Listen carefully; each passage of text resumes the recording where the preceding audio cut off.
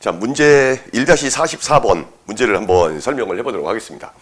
이 1-44번 문제를 읽어보면은 다음과 같은 테이블이 주어져 있는 상황에서 어떤 회사에 있는 재무 담당자가 은행에다가 이제 요구를 하는 겁니다. 그래서 은행에다가 뭘 요구를 하냐면은 내가 영국 파운드화를 6개월 후에 당신한테 팔려고 하는데 그 당시에 환율에 따라서 어떻게 해주십시오 라고 하는 이야기를 이 파생 상품을 이용해서 이 재무 담당자가 원하는 일을 할 수 있게 해다오 라고 하는 겁니다. 자, 그래서 이 문제를 직접 설명하기 전에 여러분들하고 같이 한번 이야기를 해볼게.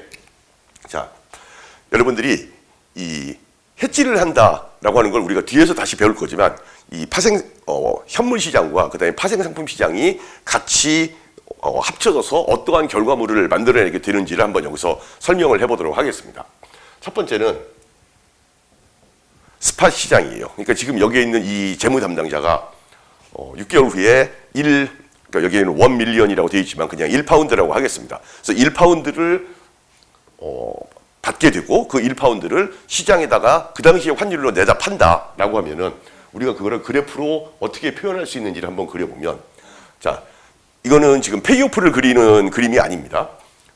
여기가 0이고 그다음에 이쪽이 환율이에요.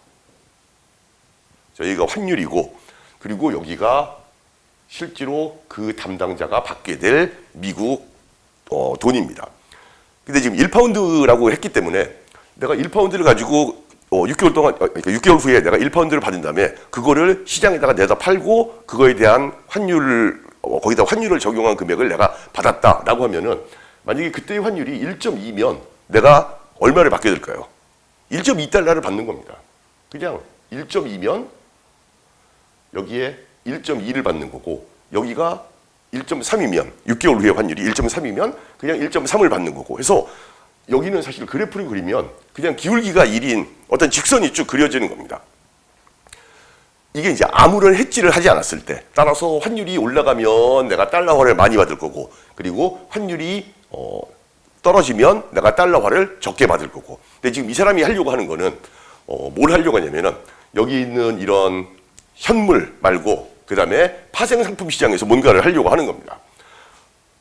우리가 수업 시간에 했던 파생 상품 중에 이제 포워드라고 하는 게 있었죠. 그래서 포워드를 내가 만약에 계약을 했다. 만기가 6개월인 포워드를 계약을 했다. 그러면 이게 롱 포지션이냐 또는 숏 포지션이냐에 따라서 여러분들이 페이오프를 어떻게 그려야 된다라고 하는 걸 알 겁니다. 자, 이번에는 이제 여기가 0입니다. 여기가 0이고 X축은 ST 그리고 ST가 하필이면 환율이죠. 우리한테는. 그리고는 포워드를 숏 포지션을 했다. 여기에를 이쪽하고 맞추기 위해서 그냥 1.2라고 한번 가정을 해보겠습니다. 그리고 숏 포지션을 하면 이러한 페이오프가 생긴다라고 하는 걸 여러분들이 다 이제는 이해를 할 겁니다. 따라서 환율이 내려가면 이만큼 이익이 되고 환율이 올라가면 이만큼 손실을 본다. 자, 이 두 개를 합치는 겁니다. 이 두 개를 합치면 어떤 그림이 그려질까? 자, 여기가 0이고 그 다음에 이쪽은 환율 물론 ST죠. 그리고는 자 6개월 후에 미래의 환율이 1.2라고 판명이 되었다라고 한번 가정을 해보겠습니다. 그러면은 1.2 내를 그러니까 1파운드를 팔면 1.2달러가 되는데 이 포워드에서는 하필이면 여기가 1.2여서 여기가 요거 X, Y축의 값을 읽어보면 0이죠. 그래서 그냥 여기는 1.2이면 여기도 똑같이 1.2가 되는 겁니다.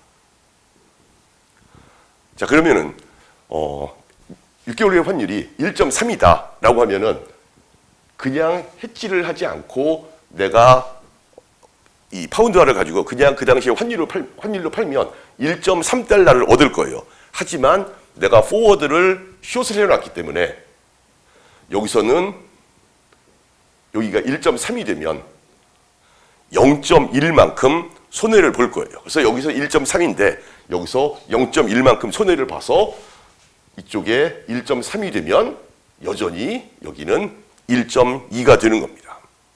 반대로 1.2가 아니라 미래의 환율 값이 1.0으로 판명이 났다라고 하면 이쪽에서 1.0이 되겠죠. 그런데 이쪽에서 1.0이 되는 바람에 여기가 0.2만큼 올라가겠죠. 그래서 1.0과 0.2를 더한 여전히 1.2가 나의 이 두 개의 트랜잭션을 통한 그 합의 결과를 나타내는 여전히 1.2가 된다. 따라서 얘는 항상 일직선이 돼서 만기 시점에 기초자산의 가격이 얼마가 되든 상관없이 나는 항상 일정한 가격을 얻게 된다. 라고 하는 게 기본적인 생각인데 지금 이 1-44번 문제를 보면 여러분들이 이제 이 문제를 잘못 생각하면 그러니까 잘못 생각하는 게 아니라 이 문제를 이 코퍼레이트 트레저러가 하는 말을 이제 잘 읽어보면 뭐라고 적혀 있냐면은 내가 6개월 후에 1밀리언 파운드를 팔 건데 만약에 익스체인지 레이시 1.19보다 작으면 나는 당신이 나한테 1.19의 환율을 적용시켜 주기를 원하고 그리고 만약에 1.25보다 환율이 높으면 그러면 나한테 1.25를 적용시켜 주기를 원하고 그 다음에 만약에 환율이 1.19에서 1.25면 그러면 나는 그 당시의 환율을 그냥 따르겠습니다. 라고 해서 여러분들이 얘를 이제 어려워하는 이유가 뭐냐면은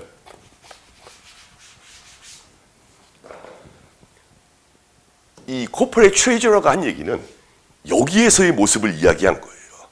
그래서 여기에서의 모습이 뭐냐면은 일단 숫자가 1.19하고 1.19와 그 다음에 1.25라고 하는 숫자가 나오죠. 그리고는 이 사람이 뭐라고 얘기했냐면 환율이 1.19에서 1.25면은 나는 그때의 환율을 그냥 따르겠습니다.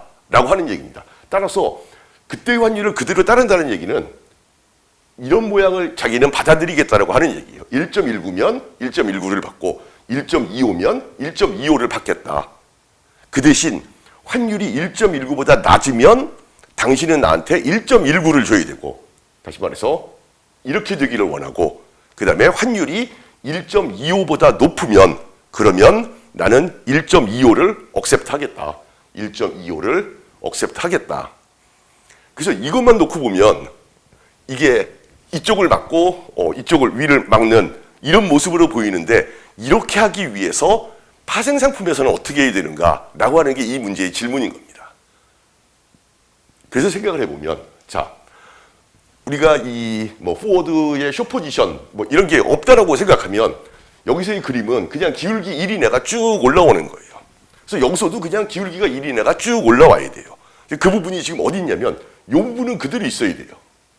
그래서 이 부분이 그대로 있다는 얘기는 1.19와 1.25 사이에서는 이쪽에서 1.19와 1.25 사이에서는 이 파생 상품이 페이오프가 0이길 바란다는 거예요. 잘 안 나오네요.